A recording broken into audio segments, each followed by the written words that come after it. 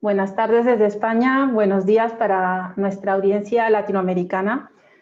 Reciban una cordial bienvenida a los diálogos del Instituto de Análisis Económico y Social de la Universidad de Alcalá, el IAES. Soy María Teresa Gallo, profesora de Economía Aplicada de la Universidad de Alcalá, subdirectora del IAES y de la Cátedra de Responsabilidad Social Corporativa. Como ya conocen ustedes, el IAES tiene como objetivo servir de soporte para el desarrollo de actividades de investigación y transferencia sobre cuestiones de actualidad y sobre los principales retos y problemas económicos y sociales de nuestro tiempo, contribuyendo con el trabajo de sus integrantes a la mejora de la investigación en economía, aunque con una vocación por acoger aproximaciones multidisciplinares. Aspira no solo a investigar, sino a contribuir al debate público sobre la base de resultados empíricamente contrastados. Por lo tanto, para el IAES tan importante es la investigación como la transferencia de conocimiento, que buscamos articular a través de la organización de cursos, seminarios y otras actividades de posgrado y a través también de las publicaciones. Así, los diálogos del Instituto responden a esta inquietud y quiero agradecer la notable buena acogida que está teniendo esta iniciativa. Para este diálogo se han inscrito más de 230 personas de muy distintas procedencias, destacando la participación de Chile, México, Perú, Argentina, Colombia, Chile y España. Así, hoy queremos hablar del enfoque de capacidades y su aplicación al estudio de la salud en tiempos de pandemia. La crisis causada por la COVID-19 ha colocado a la salud en el centro de la atención pública. El enfoque de capacidades propuesto por el economista y filósofo Amartya Sen, Premio Nobel de Economía en 1998 y galardonado hace un par de semanas con el Premio Princesa de Asturias a las Ciencias Sociales, y la propuesta del filósofo Venkatapuran sobre la justicia en salud, nos permiten analizar los problemas relacionados con la salud desde una epidemiología más amplia, multidimensional y más interdisciplinaria de lo usual. Por lo tanto, la aplicación de los conceptos básicos del enfoque de capacidades al estudio de la salud, del cual nos hablará hoy nuestro ponente, resulta útil para ilustrar lo que está sucediendo en nuestros países en estos tiempos de pandemia y pospandemia, y ayuda a mostrar que las aplicaciones de este enfoque conceptual no son extrañas o rebuscadas. Para reflexionar sobre ello, tenemos el enorme placer de contar hoy con un académico e investigador excepcional. Es el profesor Javier Ibáñez Echeverría. Querido Javier, muchas gracias por estar hoy con nosotros en estos diálogos del IAES. Tuvimos la suerte de que nos visitaras hace 12 años en Alcalá de Henares, y ojalá podamos volver a tener el placer de coincidir presencialmente contigo. Hemos seguido tu actividad y tu trabajo durante estos años y te agradecemos por tu disposición y por haber hecho espacio en tu agenda para participar hoy en este diálogo. Esperemos que podamos seguir colaborando desde nuestras universidades, desde nuestros institutos. Javier Ibáñez Echeverría es originario de Lesaca, una localidad de Navarra. Llegó a Perú con 14 años, es ingeniero electricista por la Universidad Nacional de Ingeniería, tiene estudios de máster en economía por la Universidad de Iowa, cursó estudios de doctorado en la New School for Social Research y es profesor emérito de la Pontificia Universidad Católica del Perú desde el año 1973. Actualmente es director ejecutivo del Instituto de Desarrollo Humano de América Latina, el IDAL, y es Fellow de Human Development Capability Association. Ha sido secretario ejecutivo del Acuerdo Nacional, fue presidente del Movimiento Internacional de Intelectuales Católicos y ha sido investigador y profesor visitante de diversas universidades, entre ellas la Universidad de Ottawa, el Massachusetts Institute of Technology, la Universidad de Oxford, la Universidad de Notre Dame, entre otras. Como podrán imaginar, la producción intelectual y académica de Javier es grande. Javier lleva toda una vida contribuyendo a la Universidad Católica del Perú y al Perú, con reconocido prestigio dentro y fuera de la PUC y dentro y fuera del Perú. Sus temas o los temas de interés y de investigación en los que ha incursionado a lo largo de su carrera han sido diversos.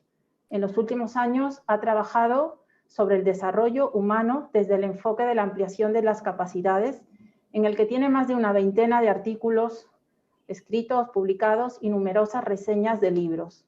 Podemos decir que Javier es un economista del desarrollo humano.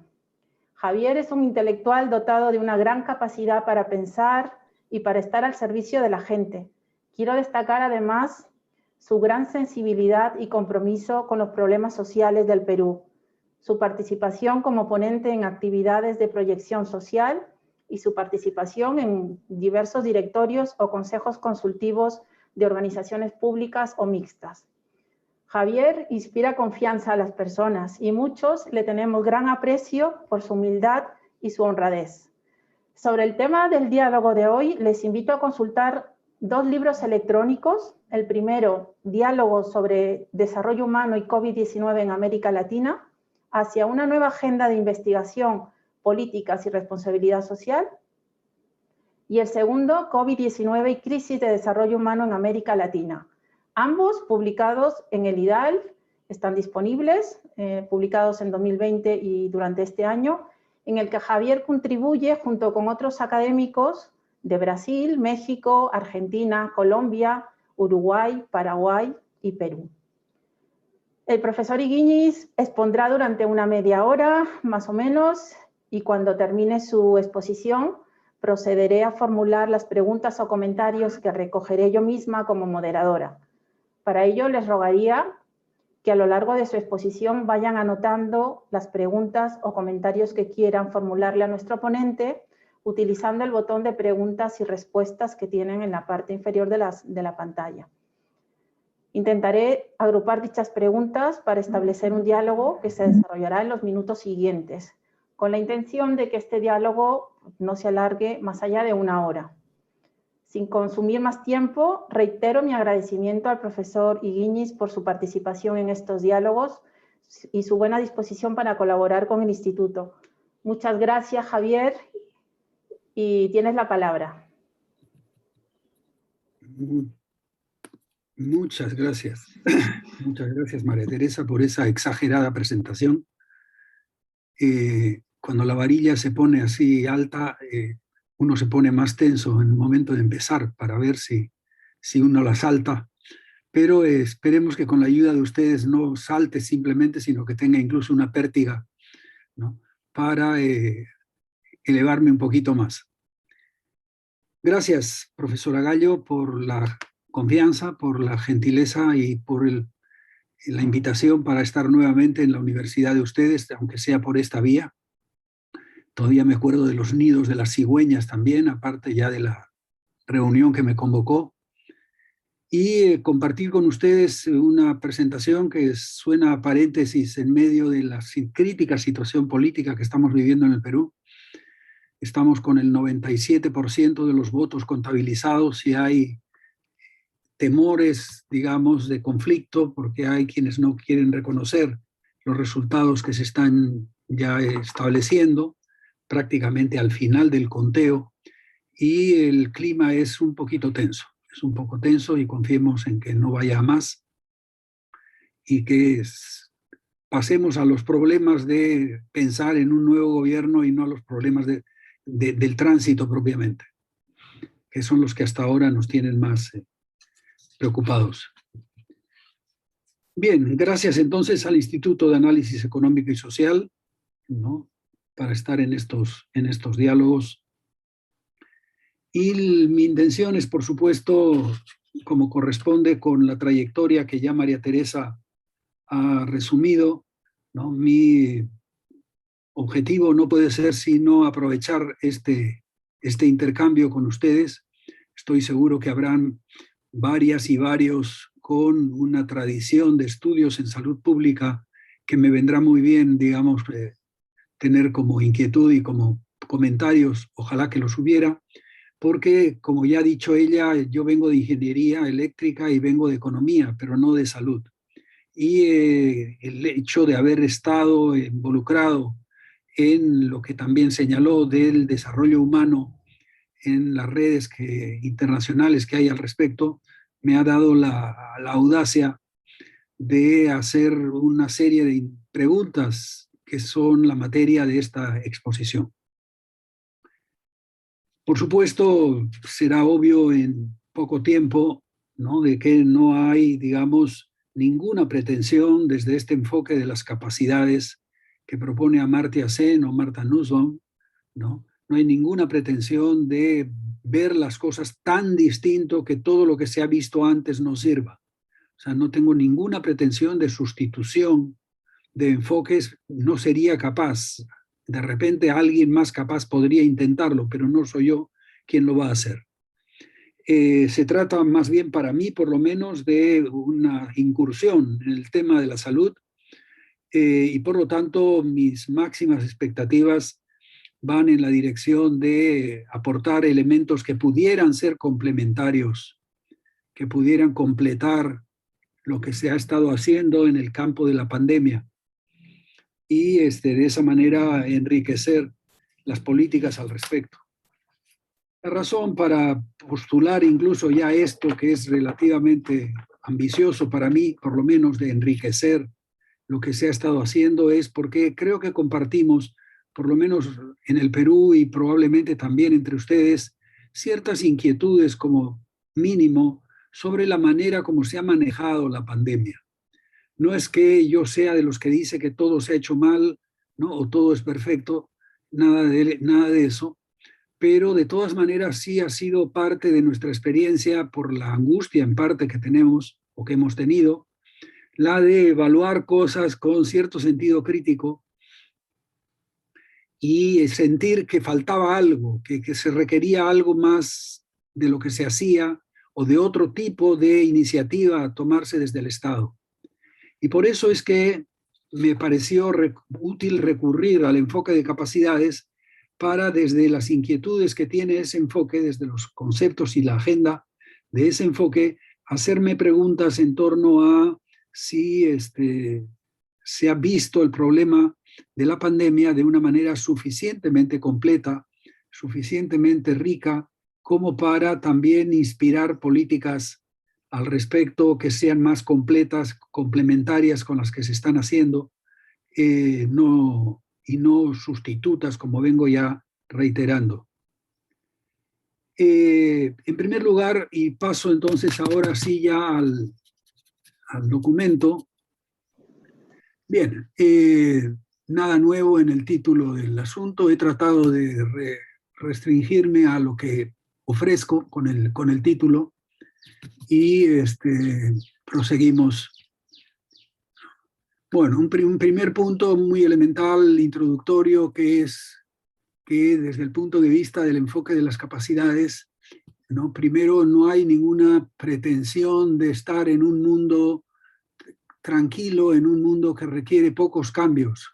Yo soy de los que cree que sí se requieren cambios más significativos, y esa expresión de Sen, y voy a tener en varias pantallas expresiones en inglés y en castellano, dependiendo de cuánto pude traducir o por qué me parecía útil mantenerlos en el idioma original. El mundo en el que vivimos no es solo injusto, sino que se puede argumentar que es extraordinariamente injusto, decía Sen hace un tiempo, y contra su estilo tan ponderado y tan tranquilo en muchos sentidos, de vez en cuando emerge una opinión o una impresión de ese estilo. Y por supuesto también la afirmación de que la salud es quizá el aspecto más crucial del bienestar humano. Así es que estoy en un territorio en el que el tema de salud no es cualquiera, como lo vamos a ver en mi exposición, luego más bien apoyándome en Sridhar Venkatapuram y en Sen de vez en cuando. Déjenme detenerme un minuto en esta pantalla con largo título: Experiencia de limitaciones en la lucha contra la pandemia y aspectos de la agenda general del enfoque de capacidades. Esa es mi intención, poner acentos o proponerles a ustedes ciertos acentos que serán bienvenidos en el momento de los comentarios, ¿no?, y esperando aportar algunas complementariedades respecto de lo que se ha venido haciendo hasta ahora en los países, y creo que en el de ustedes y por supuesto en el Perú también. Algunas cuestiones de índole general. Si quieren, subrayen el general de la agenda a la que aludo en el título, porque he escogido unos cuantos puntos que, creo yo, expresan el potencial aporte del enfoque de capacidades a una política de salud pública, en este caso contra la pandemia que nos azota. Desde el enfoque de las capacidades solemos tender a ser bastante más sensibles de lo usual en el acento dado a la sociedad civil. He puesto antes que Estado por contraponerlo, por llamar la atención y polarizar un poquito y destacar el acento que quiero poner de relieve. No es que sea una precedencia denigrando al que sigue, en este caso el Estado, ni de lejos, ni de lejos. De hecho, en la nota al final de esa misma página hay un excelente artículo sobre el papel del Estado del profesor Osmani, ¿no? Que acaba de salir en la revista, en el Journal of Human Development and Capabilities, ¿no? Que me parece un excelente artículo, ¿no? Sobre la política de Estado que debería, digamos, poner en marcha, se debería poner en marcha en un país subdesarrollado como el suyo mismo, digamos. También un acento muy importante que me parece que ha dado vueltas en mi cabeza, por lo menos durante la pandemia y las políticas públicas, es la mirada de los ciudadanos como agentes, más que pacientes. Tercero, la pluralidad de proyectos de vida más que homogeneidad. Estamos en sociedades donde la gente tiene proyectos distintos y el esfuerzo del enfoque de capacidades es proponer un marco que los tome en cuenta, que los respete y al mismo tiempo que fuerce o que empuje hacia cierto tipo de acuerdo social, ¿no? Que facilite la vida en comunidad, la vida conjunta. Pero en cualquier caso, la diferencia de proyectos de vida creo que ha sido un factor importante en la manera como la sociedad, los ciudadanos han tomado iniciativa, han sido agentes, se diría, ¿no? En la sociedad civil para plantear propuestas respecto de las que provienen del Estado. Con márgenes de libertad efectiva, aún en regimentación, esa es otra sensibilidad del enfoque de capacidades en términos generales, como digo, ¿no? Y añado el acento en la asignación de la importancia de la deliberación pública como vías de acuerdos, consensos, pactos o lo que fuera. Por supuesto, el género, las distinciones de género y fuentes diversas de discriminación, ¿no? La interculturalidad, ¿no? Versus lo que en el libro de Sen sobre identidad y violencia llama el monoculturalismo plural. En el Perú es muy importante eso porque tenemos muchas culturas francamente distintas y a la vez sin mucha interacción, sin mucha interculturalidad. Más bien acentuando el aislamiento mutuo o por lo menos el desconocimiento mutuo sobre qué implica eso para la lucha contra la pandemia. Y por supuesto, este es un enfoque normativo, el de las capacidades, y en consecuencia es natural que la exigencia moral esté siempre antes que la ley propiamente dicha, ¿no? Como criterio para evaluar algo. Confío en que quienes tengan cierta familiaridad con el enfoque miren en esta lista acentos que ya llamen, como por lo menos a mí me está ocurriendo, ¿no? Que llamen a una mirada crítica o una mirada favorable o no, pero crítica en cualquier caso, razonada, sobre la experiencia que hemos tenido en este año y medio de lucha contra la pandemia y que, digamos, apunta a detectar potenciales vacíos o insuficiencias en esa lucha contra el COVID-19. Bien, ¿qué aporta? Entramos ya cada vez más al tema central de la presentación. ¿Cómo lo pongo ahí? ¿Qué aporta entonces y qué es el título de la presentación? El objetivo central de este libro es presentar un argumento, ¿no? El argumento de que cada ser humano tiene una titularidad moral, no sé cómo traducirlo al castellano, un derecho moral podría ser, pero no es muy entusiasmante el término.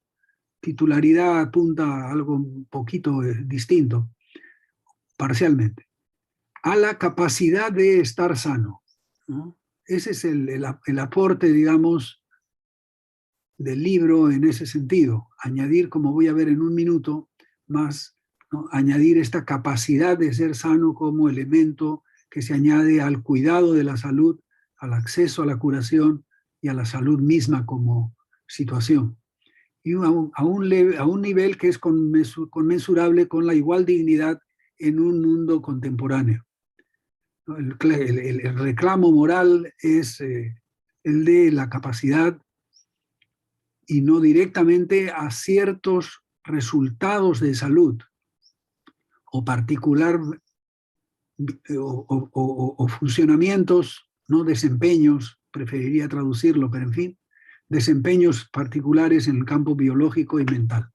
Bien, lo que pretende entonces el enfoque de capacidades en esta perspectiva, el libro Health Justice es tesis doctoral de este señor y ha sido mirada, asesorada prácticamente por Sen y también más todavía probablemente por Marmot, ¿no? El impulsor reconocido a nivel mundial del tema de la aproximación por los determinantes de la salud como campo de la salud pública.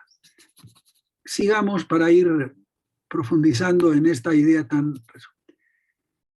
Uno de los aportes del enfoque de capacidades a la mirada de la problemática de salud es este, que es el distinguir con bastante insistencia en tres conceptos de salud. Lo he llamado así. El clásico, más común por lo menos, ¿no? Más fácil de entender, muy sentido también, el acceso al tratamiento de la salud, el healthcare, como acceso a los recursos necesarios, médicos, etcétera, etcétera, ¿no? Para recuperar la salud perdida, ¿no? En general. La libertad, en este caso, está relacionada con la búsqueda de la atención. Donde no hay médicos, no hay libertad para escoger entre médicos. O donde no hay postas médicas o centros de salud, no hay esa libertad. O sea, el acceso al tratamiento es un factor de libertad, sin ninguna duda, que es la preocupación principal del enfoque de las capacidades siempre. El segundo, la salud como funcionamiento biológico, mental, como desempeño propiamente humano, ¿no? Adecuado y parte de un proyecto de vida culturalmente situado. La idea es que la salud no es simplemente una cuestión biológica, mental exclusivamente.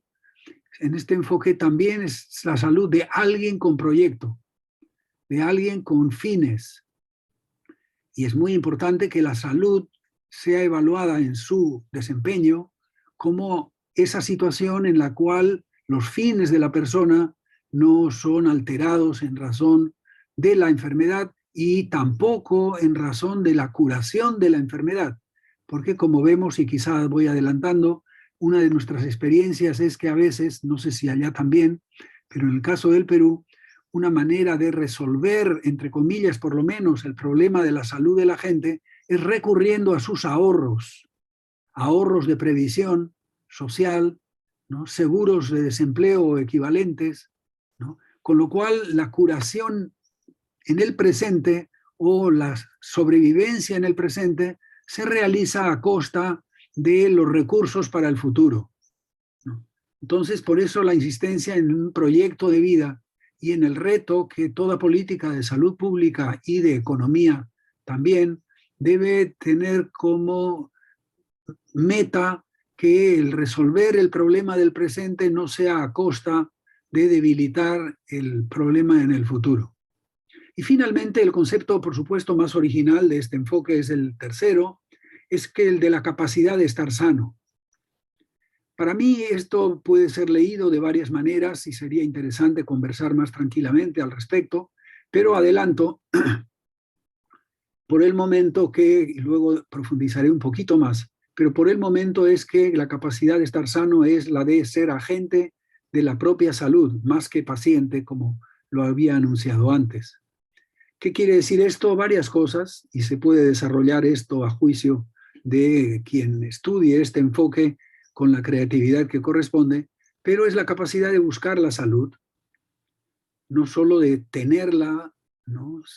Puedo tener postas médicas, centros de salud, ¿no? O puedo estar en una situación de salud aceptable, ¿no?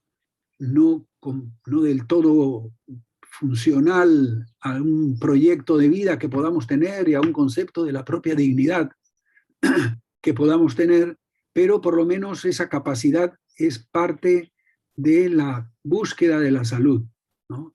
Es una potencialidad en ese sentido. De ahí lo de los determinantes, que volveremos más adelante, que es no solo decidir estar sano y ejercer la salud en la vida, porque decidir estar sano lo hemos aprendido con la pandemia.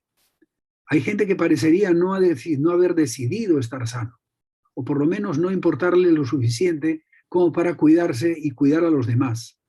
Entonces creo yo que el concepto de capacidad apunta a tomar en cuenta esto también, ¿no? Que es una potencialidad de la gente en la sociedad, de la sociedad civil, pero que es una potencialidad frustrada. ¿Por qué? Porque hay gente que no ha decidido usarla al servicio individual y al servicio del bien común, del colectivo, y ha decidido entonces desdeñar la importancia de estar sano y de ejercer todas las posibilidades de libertad y de dedicación en la vida, de desempeños que el tener una cierta salud permite. Lo que supone asumir la responsabilidad de cuidarla individual y promoverla como bien público. Entonces sí creo, por comentarlo de inmediato, porque este es uno de las pantallas principales de la presentación, sí creo que el concepto de capacidad añadido a los dos anteriores en cuanto a la salud recoge inquietudes y experiencias que hemos tenido en nuestros países respecto de cómo la sociedad civil, cómo los individuos, ciudadanos, han estado asumiendo esta situación y si han estado contribuyendo, si el Estado ha estado llamando a su contribución de una manera adecuada, razonable, motivadora, creativa, respetuosa, o si ha estado dando órdenes, ¿no?, respecto de reglas y normas que a veces vienen de los expertos en el tema, pero que no toman en cuenta suficientemente algo que el enfoque de capacidades, creo yo, nos prepara para estar sensibles, ¿no?, que es el de la sociedad civil, agente de su propio destino y de los demás, y por lo tanto importante miembro de cualquier solución al problema de la pandemia. Sigamos. Voy a desarrollar estos puntos muy rápidamente, con menos detenimiento, ¿no? Y es que para Dekataburan la salud es una capacidad, incluye la capacidad de estar sano, pero la define como metacapacidad. Health as the abilities to achieve a set of capabilities and functionings. Un conjunto de capacidades. Es una capacidad de capacidades, por decirlo de alguna manera, ¿no? Y health as a concept can be defensively conceived as a mera capacity, etc. Si lo miran, digamos, rápidamente captan la idea y no me detengo demasiado, porque lo que quiero en realidad es destacar no solo la importancia del tema de la salud, sino la importancia dentro del enfoque de capacidades de la problemática de la salud, como ya en una cita primera de Sen lo había planteado al comenzar la exposición. El derecho a la salud es un derecho inclusivo a varias libertades y titularidades, sigo usando, que juntas forman los determinantes de la salud.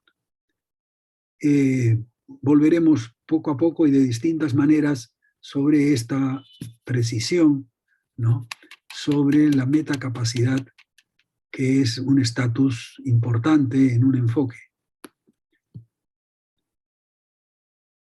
Y la salud, el acceso a la salud es consenso en las lecturas que he hecho, no solo de Venkatapuran, sino de San Giorgi y otras, ¿no?, del el acceso a la salud, del healthcare, ¿no?, como un componente importante de los determinantes sociales, ¿no? Esto es más o menos, creo yo, bastante establecido hasta donde tengo entendido, y a pesar de que es muy importante el cuidado de la salud en nuestros países, sobre todo, pero no sé si ahí, en cualquier caso acá, el acceso a las instalaciones, a los servicios de salud es todavía una asignatura pendiente. Y entonces, claro, es un factor muy, muy importante, pero todos señalarán que hay otros determinantes que pueden ser incluso más influyentes, como Venkatapuran lo señala en esa cita, ¿no? Como el cuidado de la infancia inicial, ¿no? El empleo, las condiciones de vivienda, experiencia de discriminación, en fin, etcétera. Sigamos, digamos, trabajando un poquito más, ¿no? el ángulo desde el cual este enfoque mira la problemática de salud, ¿no? Y el segundo que quiero es, aparte de la metacapacidad que revela ese estatus destacado que tiene la problemática de salud en el enfoque, el moral claim, ¿no es cierto?, la exigencia moral, ¿no?, que es algo así como el derecho a las bases sociales de la capacidad de salud. Al final de la cita, porque no quiero detenerme mucho, no tenemos tanto tiempo, ¿no? La exigencia moral es a la capacidad y no directamente a ciertos resultados de la salud. O sea, en el enfoque de capacidades no basta haber logrado convertir en saludable una persona en un sentido, ¿no?, de, digamos, que esté entero o entera, ¿no?, y desempeñándose en la vida. Tiene que producir, ¿no?, en términos de la exigencia moral, desde este enfoque, ¿no?, tiene que producir una potencialidad, no solo una situación, capability, una potencialidad, un poder hacer o un poder ser. El curar no es simplemente dejar a alguien físicamente, digamos, incólume, en condiciones de caminar de pie y de correr incluso, ¿no?, o de pensar adecuadamente, sino que en este enfoque, ¿no?, la exigencia moral es la de producir esa capacidad, ¿no?, y no simplemente el resultado de haberse curado, sino el ser un agente de su destino en ese sentido de capacidad y por lo tanto aspirar a nuevas iniciativas en su vida, a proyectos de vida cada vez más plenos, más satisfactorios. Y eso él lo resume más específicamente diciendo que es la titularidad o el derecho es a las bases sociales de la capacidad de salud. De nuevo viene lo de las bases sociales, sobre lo cual volveré en un minuto más también. La otra expresión de importancia en este enfoque de la lucha contra la pandemia es el concepto del metaderecho. Lo he puesto no en inglés y en castellano, ¿no?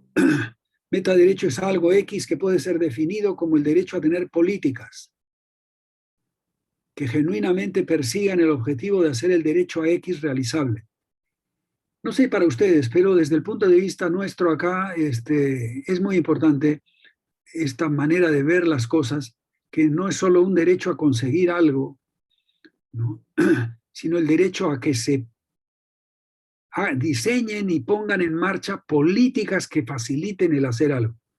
Nosotros estamos muy acostumbrados, y supongo que ustedes también, ¿no es cierto?, de derechos puestos en el papel en nuestras constituciones que en realidad no son aplicables, son derechos programáticos, les dicen algunos, ¿no?, que en la práctica no se aplican. Y que no se aplican porque no es realizable con el presupuesto que se le asigna, con las prioridades de personal que se le han dado, con la vocación del país en términos de lo que es fundamental y de que no lo es. En fin, entonces este metaderecho es importante. ¿Por qué? Porque en la pandemia hemos tenido, por supuesto, como saben ustedes, y también ahí en mucho menor grado hasta donde entiendo, pero especialmente acá, hemos tenido el reconocimiento de ciertos derechos de boca para afuera, pero que requerían políticas que los hicieran efectivos. Y en eso hemos estado y seguimos estando muy lejos en lo que a disponibilidad de camas UCI se refiere, en la disponibilidad de oxígeno, ¿no? Y de otro tipo de remedios, de medicinas, para hacer realidad, digamos, ese derecho a la salud, a la capacidad de salud, o el derecho al acceso a la salud en cualquiera de las tres variantes de salud a las que aludí anteriormente. Entonces, metaderecho, así como las metacapacidades, apuntan a destacar que en el enfoque el tema de la salud es sin duda un asunto que merece categorías propias explícitamente más exigentes y más apreciativas de lo que es la problemática entre manos. Igual con esto es otra variante, cluster right, no sé cómo traducir el cluster, dicho sea de paso, pero la idea apunta en el mismo sentido, y entonces no reitero demasiado lo que ya vengo mencionando para seguir motivando nuestra reflexión conjunta en esta sesión y motivar sus propias ideas para su propio beneficio. Entonces es una figura complicada de las capacidades y de sus componentes causales, ¿no? Y insiste entonces en que la titularidad o el derecho a una capacidad, más exactamente a las bases sociales de cada una de las componentes causales de esa capacidad, debería ser entendido como un cluster right, como un derecho, digamos, aglomerado, potenciado, como estoy señalándolo ahí. El texto de Venkatapurana es un texto de justicia y es de hecho una de las entradas principales que tiene el enfoque de capacidades a los problemas, verlo desde el lado de la justicia, ¿no? Ver desde el lado de la razón práctica, ver desde el lado de las relaciones que se pueden cambiar en la vida, ¿no? Como se diría desde Aristóteles, ¿no? Desde el lado, digamos, de la praxis, ¿no? Y por lo tanto el fundamento moral de los derechos es un asunto explícitamente a destacar. No es un supuesto obvio, automáticamente aceptado, sino que se requiere de fundamentación.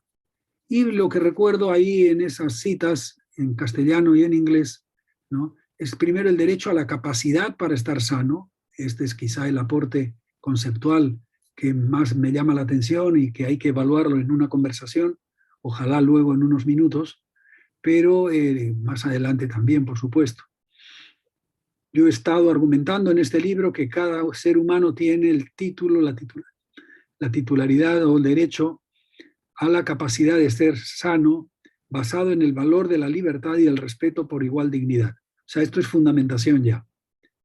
El que se cura no es solo un animalito biológico y más o menos mental desarrollado respecto de otros seres de animales, ¿no?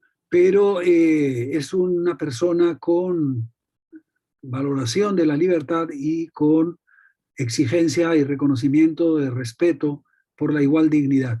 Entonces se dan cuenta, no sé si paso la idea por insistencia ya, ¿no? De que estar sano y el derecho a la capacidad de estar sano incluye, digamos, no solo estar listos en potencia para enriquecer la propia vida gracias a esa salud y seguir la ruta de los proyectos que uno tiene, sino que también estar sano es estar en condiciones de reivindicar el valor de la libertad de cada uno y el respeto de esa dignidad.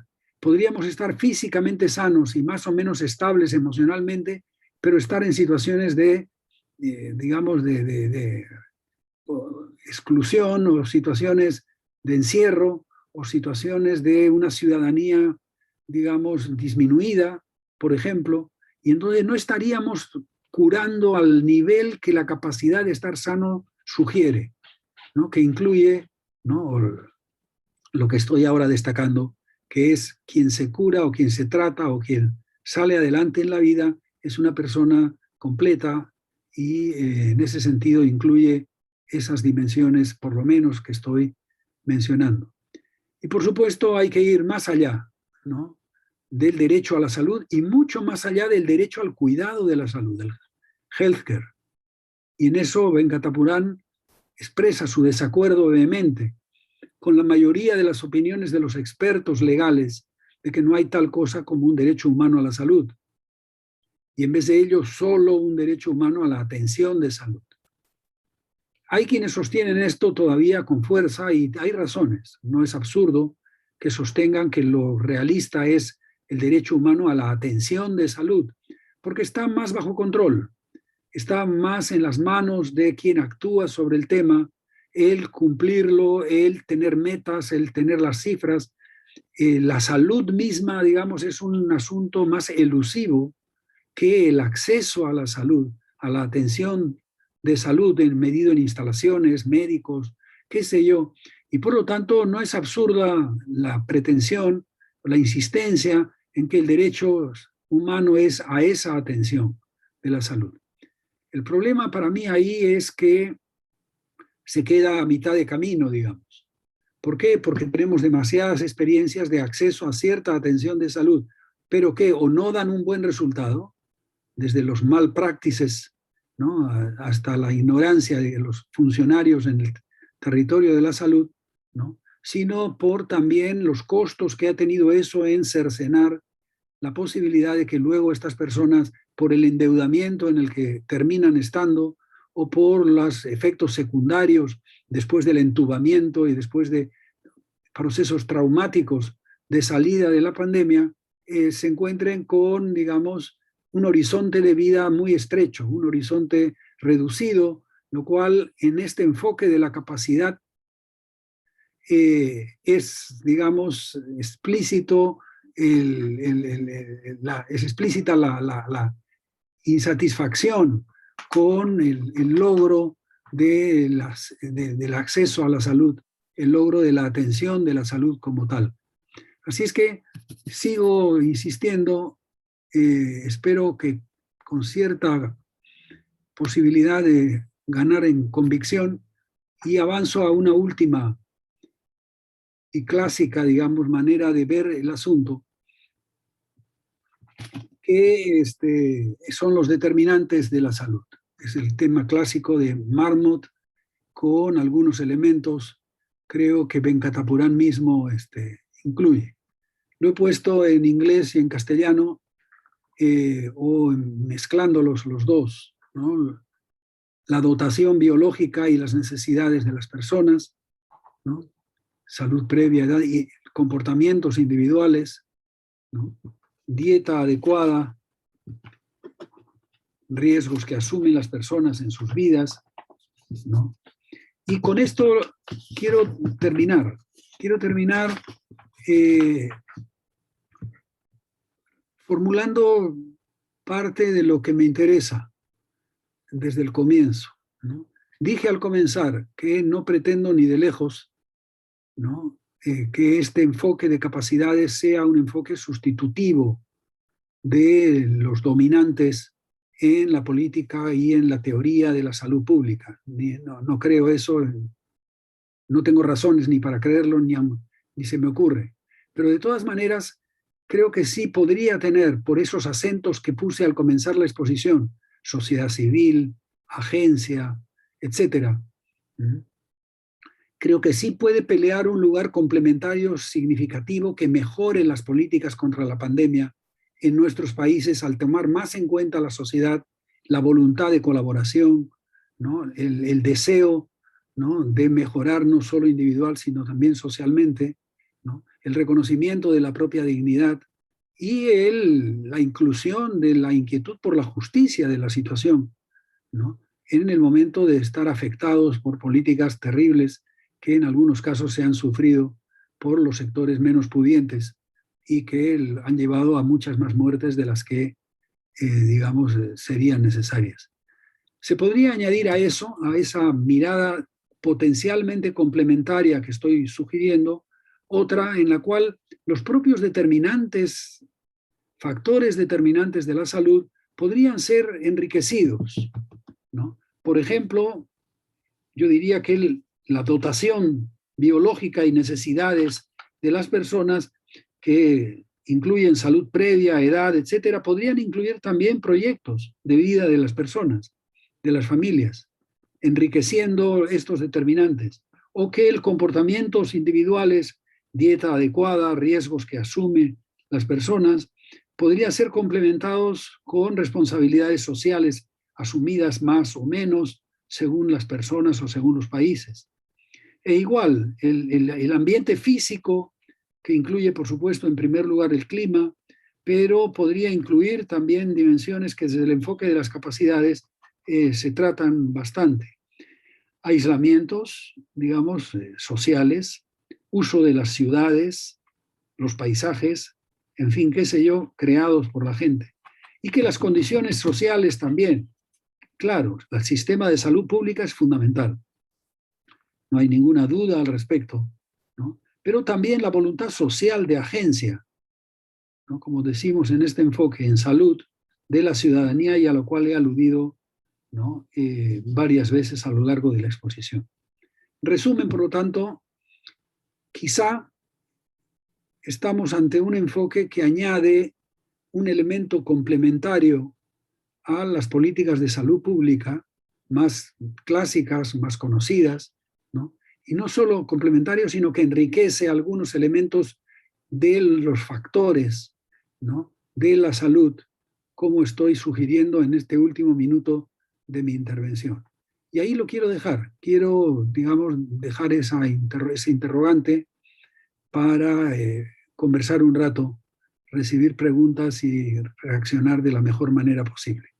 Muchísimas gracias por su atención y espero que haya estimulado reflexiones personales y también implícitamente, porque no he sido tan explícito, una mirada crítica o reforzar o ratificar una mirada crítica a la experiencia que ustedes mismos han tenido en sus países, ¿no?, respecto de cómo se ha hecho la lucha contra la pandemia en ellos, y la sensación que por lo menos yo tengo y de muchos otros de que se podían haber hecho las cosas por lo menos un poco mejor, ¿no?, involucrando a maneras de ver las cosas, ¿no?, que vienen desde el enfoque de las capacidades. Muchísimas gracias, gracias María Teresa, y a disposición de quienes deseen o hayan elaborado ya las preguntas. Gracias. Muchas gracias, Javier. Ha sido un verdadero placer oírte y ahora compartir estos minutos de diálogo contigo. Bueno, nos has ilustrado de una manera magnífica, ¿no?, cómo con estos aportes de Sen y de Katapuran, ¿no?, filósofos, economistas, ¿no?, que se alejan de una concepción meramente técnica, ¿no?, y que profundizan en valores que tradicionalmente se alejan de la economía, ¿no? Hace poco Sen nos decía que los economistas tienden a obviar la filosofía en general y la idea de bienestar en particular, ¿no? Y este enfoque que tú nos has planteado hoy, pues nos hace reflexionar sobre la necesidad, ¿no?, de incorporar este enfoque filosófico, este enfoque de justicia a este derecho, ¿no?, el derecho a la salud, ¿no? La salud, como nos has comentado, va más allá de la ausencia de enfermedades, va más allá del derecho a la atención médica, ¿no?, y que tiene que ver con la dignidad de las personas como entes relacionales, con la capacidad que tienen las personas de lograr una vida sana, ¿no?, de alguien que tiene libertad, autonomía y que es agente de su vida, ¿no?, de su propia vida, de su propio proyecto de vida. Entonces, la primera pregunta que te puedo formular, te voy a formar un par de preguntas, luego haré otra ronda, ¿no? ¿Cómo logramos articular en las políticas públicas ese objetivo de plasmar el derecho a ser agente de nuestra propia salud?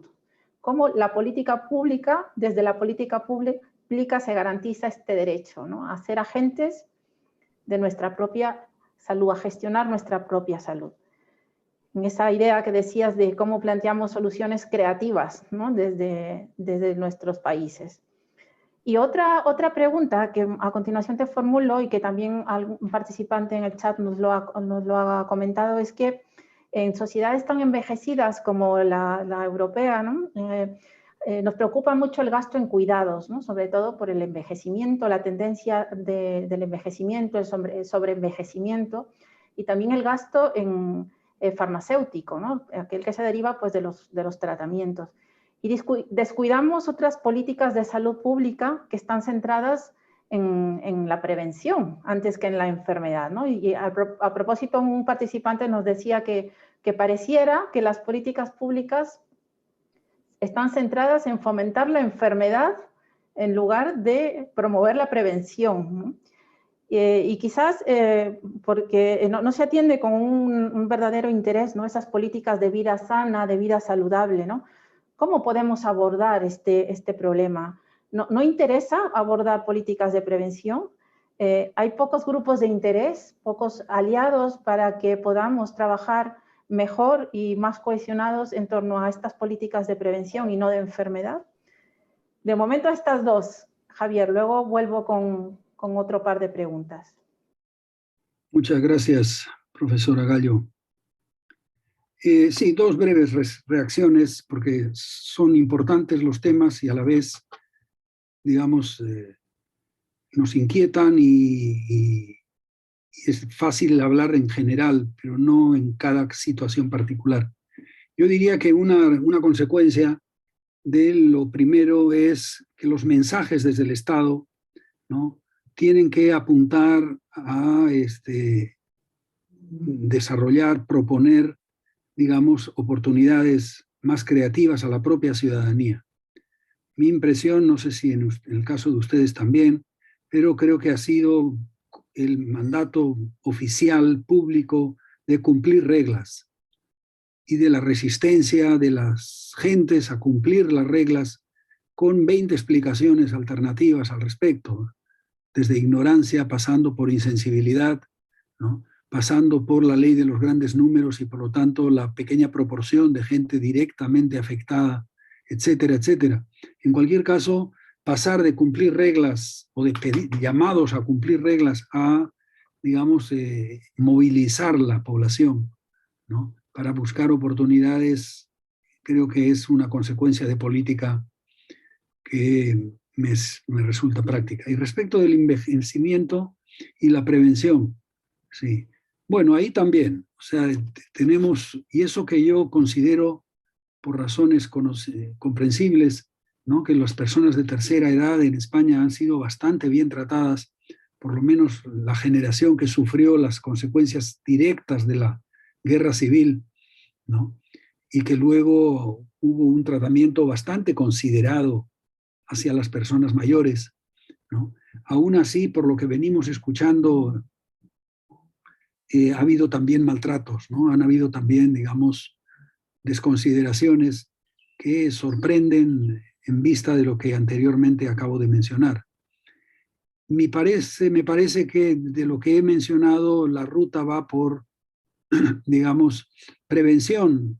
Yo creo que es la motivación para prevenir, creo que tiene que ver de la claridad y del interés y del el atractivo que tengan los proyectos de vida de las personas aún en tercera edad, ¿no?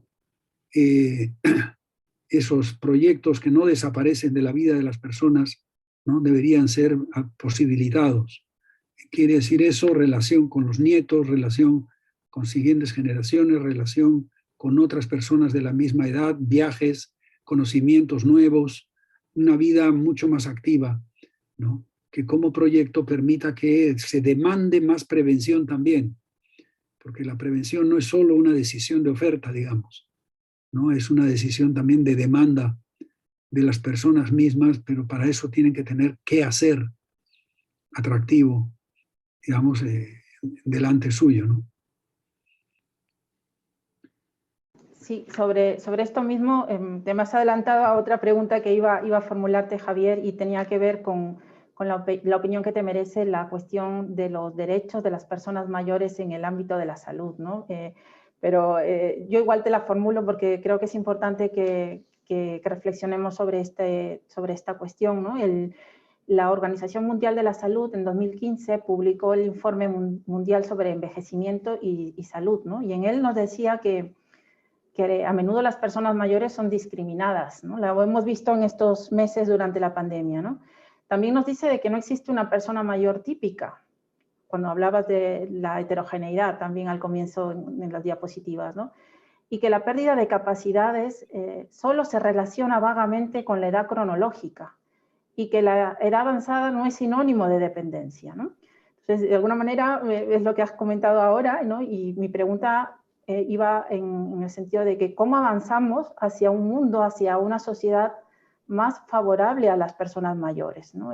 ¿Cómo emprendemos ese camino para garantizar a nuestros mayores un envejecimiento saludable, ¿no? Que suponga no solamente acceder al cuidado sanitario o a la ausencia de enfermedades, sino a llevar esos proyectos de vida tan lejos como ellos lo deseen, ¿no? Es un reto importante incluso en las sociedades avanzadas, en las sociedades más desarrolladas, ¿no? Como la europea.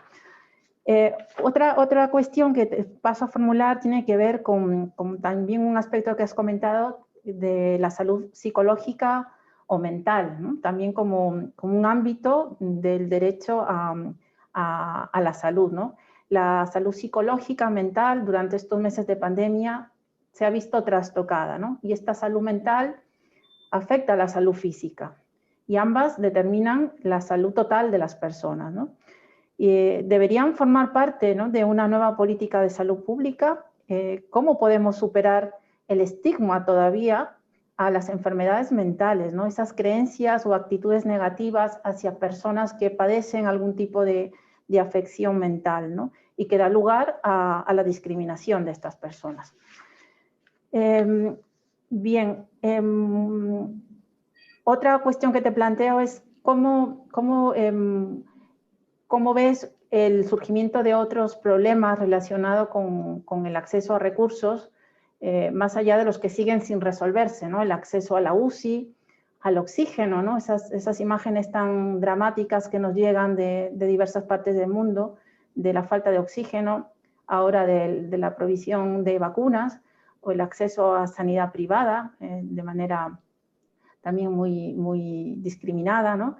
En España, por ejemplo, otros problemas que se añaden a esta problemática ocasionada directamente por la pandemia tiene que ver con el deterioro de la atención primaria, el deterioro de tratamiento de enfermedades crónicas y de salud reproductiva, por ejemplo, la falta o nula atención psicológica a colectivos vulnerables como pueden ser la infancia o las víctimas de violencia de género. Es decir, que indirectamente la posibilidad de acceder a ese healthcare pues, se ha visto trastocado en muchas otras esferas que han ido deteriorándose cada vez más en estos meses, ¿no?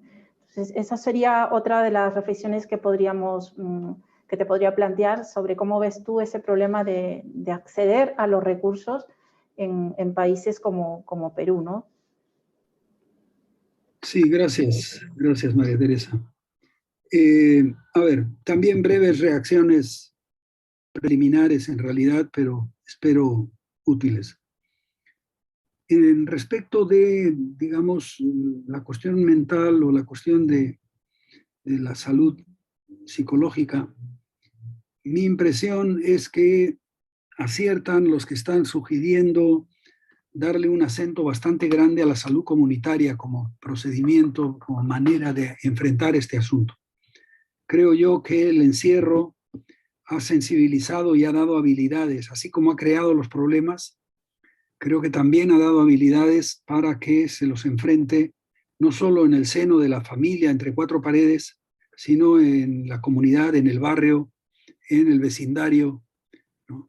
¿Por qué? Porque son situaciones compartidas por mucha gente con distintos grados de gravedad, pero de todas maneras con bastante sensibilidad al respecto. Entonces creo que la atención comunitaria es un paso importante, no excluyente de la atención más individual, pero de todas maneras es una cosa que me convence como manera de enfrentar el asunto eficazmente y donde los casos sean más específicos y graves, incluir la cuestión individual como una oportunidad.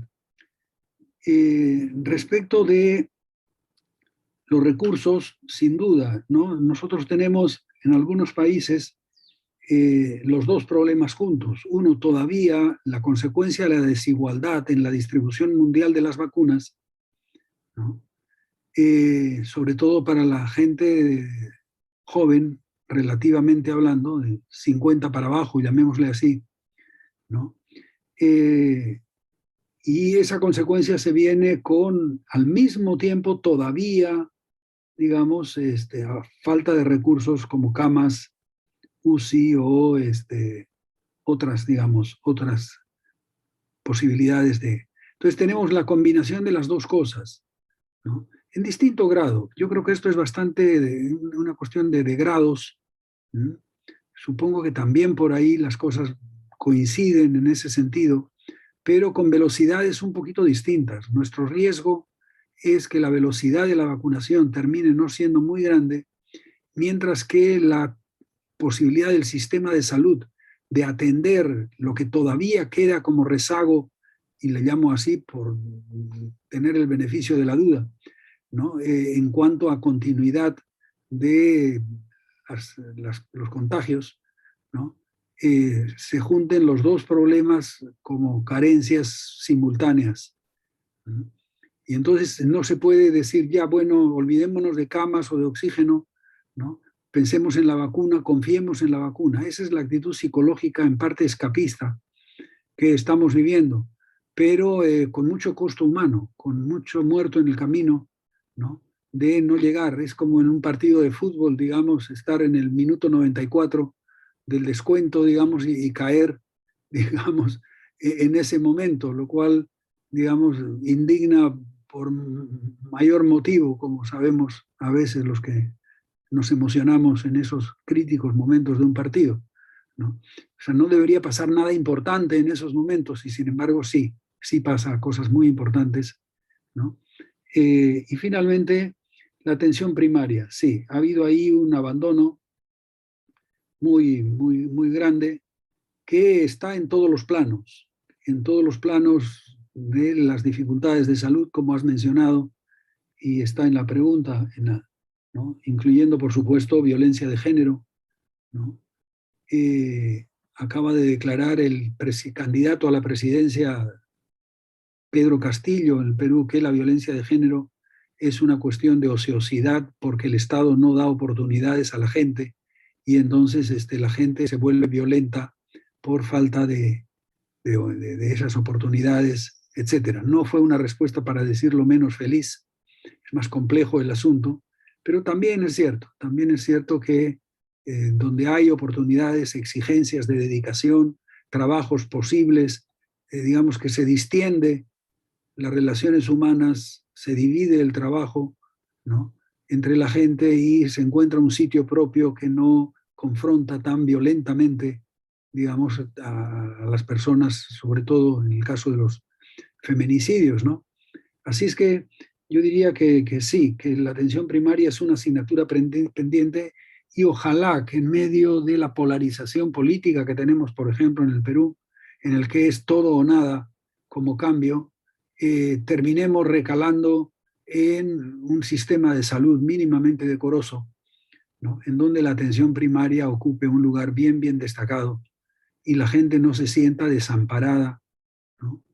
Tan desesperadamente y tan discriminativamente como está sucediendo en el Perú, y creo que en parte por eso estamos en esta situación de polarización política tan feroz, ¿no?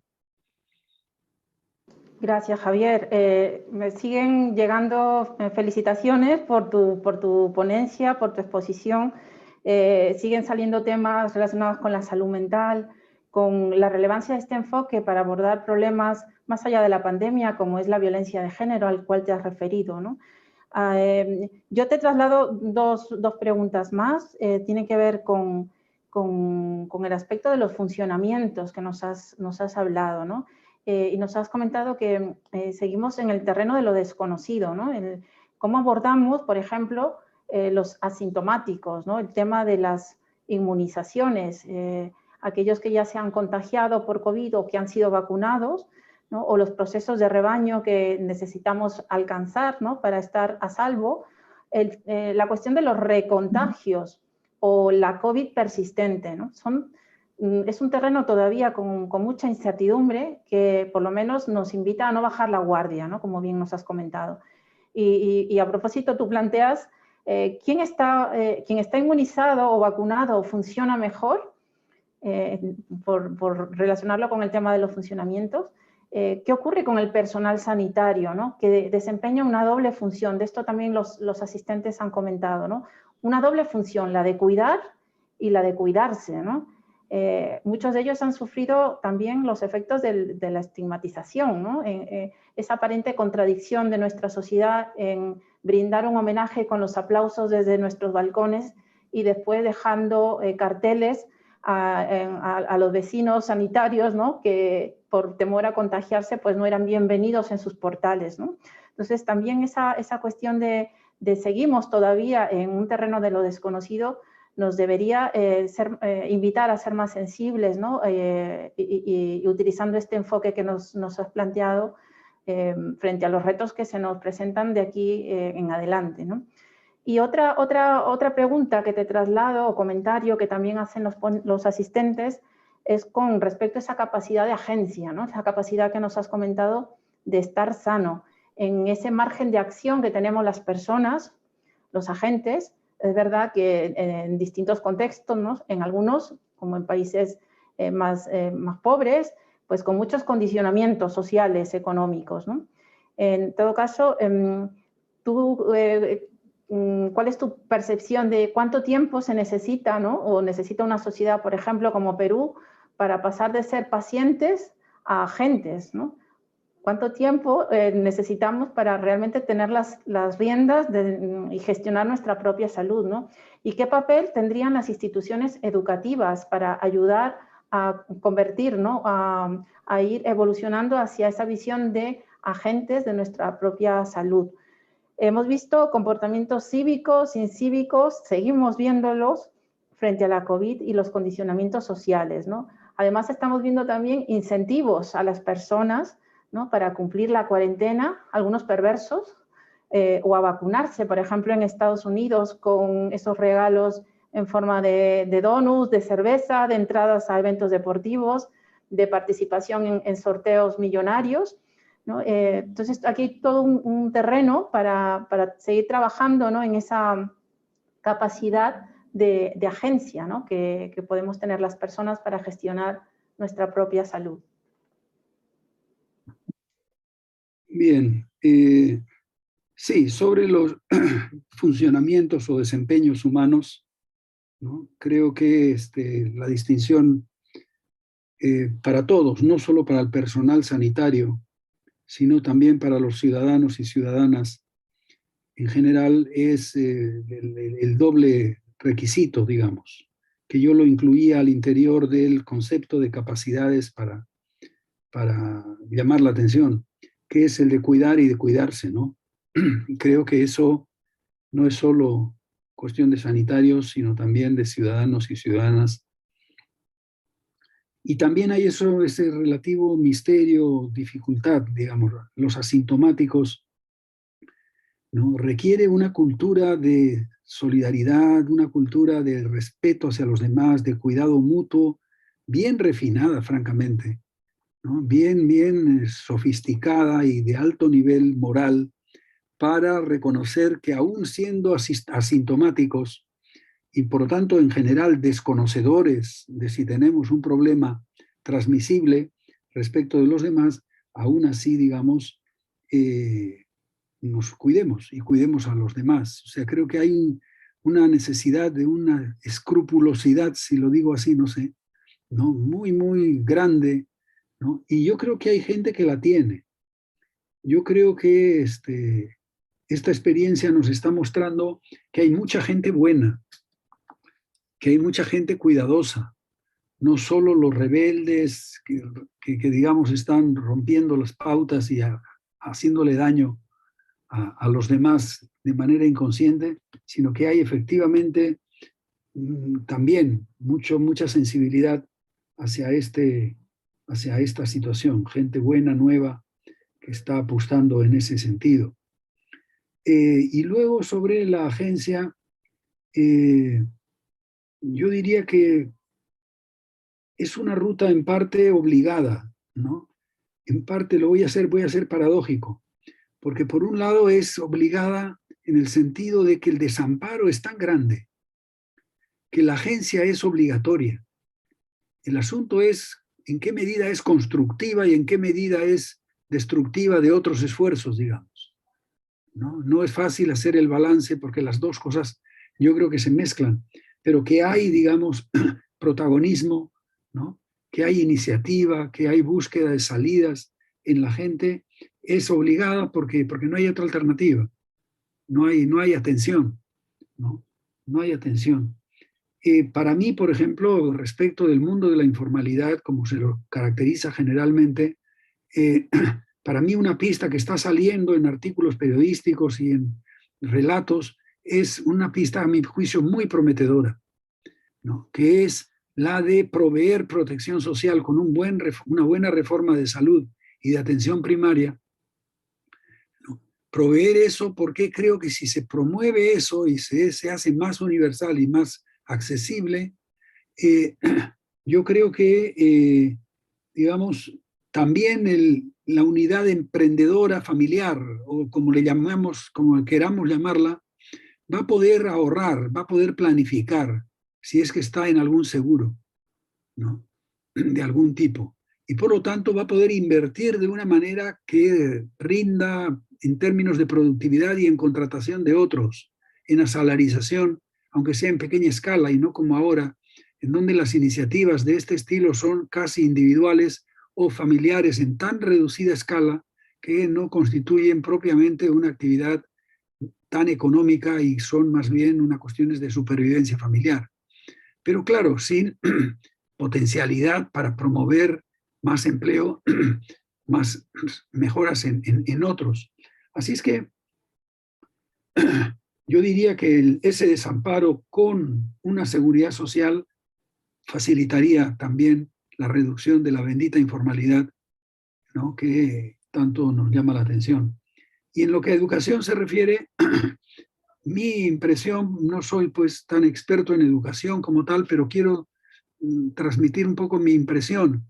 Y es que creo yo que la escuela principal de estos meses y prácticamente años ya es la familia misma.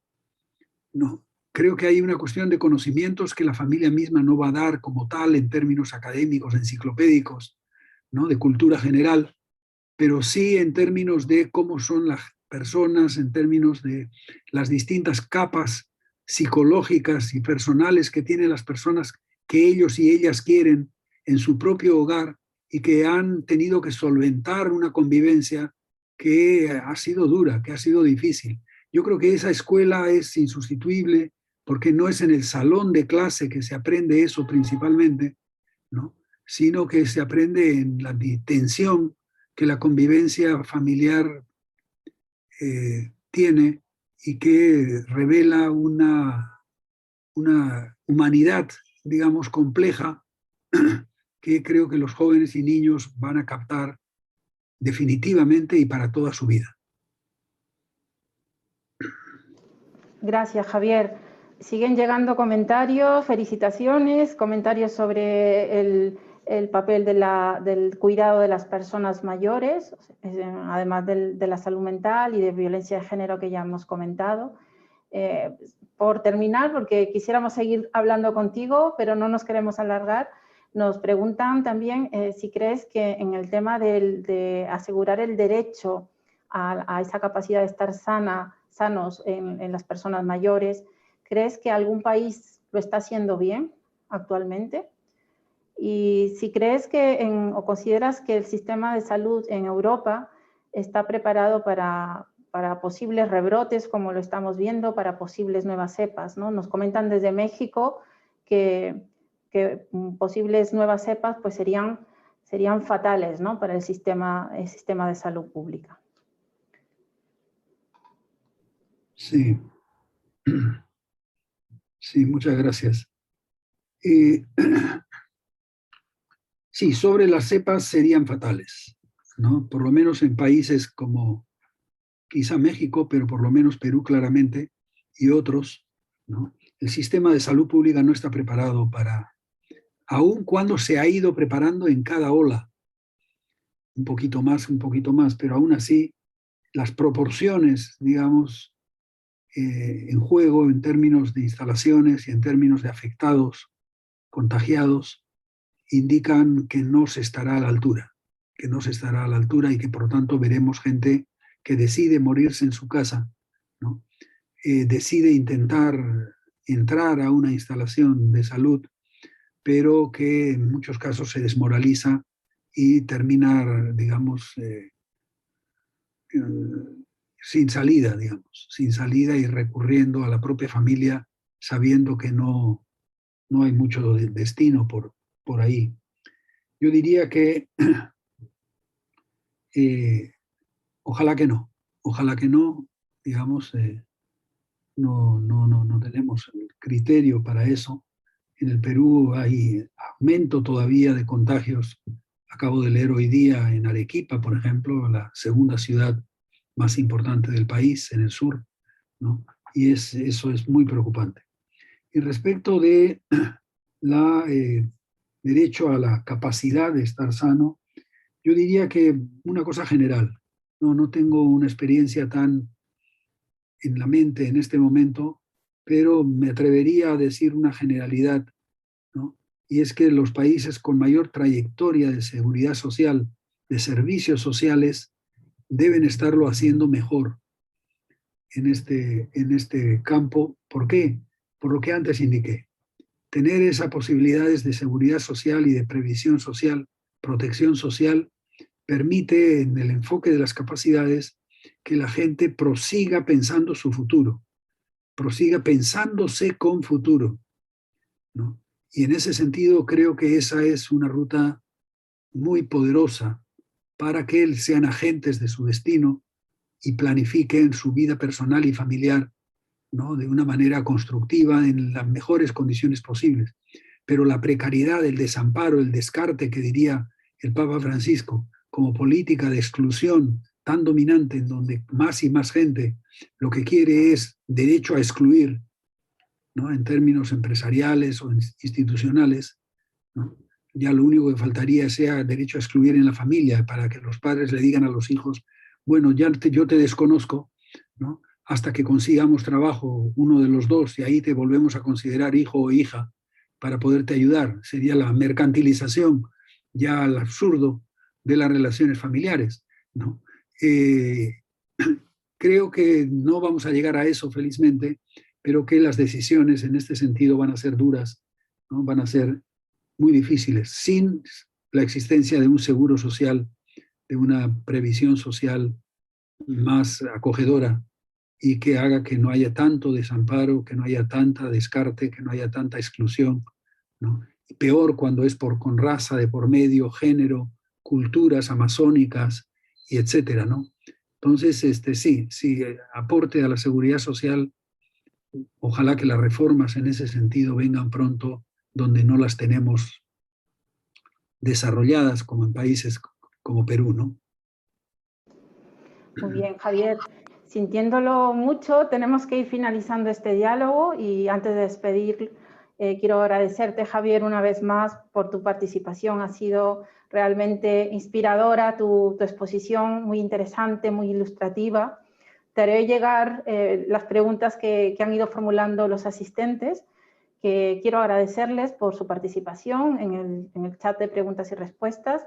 Y anunciamos que el próximo diálogo que tendremos el día 26 de junio será con el profesor también de la Pontificia Universidad Católica del Perú, el doctor Efraín González de Olarte, quien mantendrá un diálogo sobre la pandemia COVID-19, la endemia, la corrupción y la tragedia, el calentamiento global y el desarrollo humano.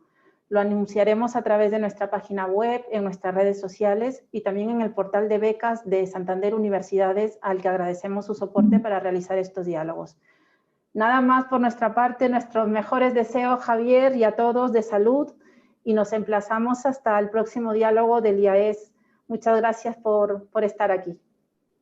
A ustedes, a la Universidad de Alcalá de Henares y a ti particularmente, María Teresa, muchas gracias por la amabilidad ¿no? Y por la gentileza de invitarme y de ser parte de las conversaciones entre ustedes. Gracias, Javier. Estamos en contacto.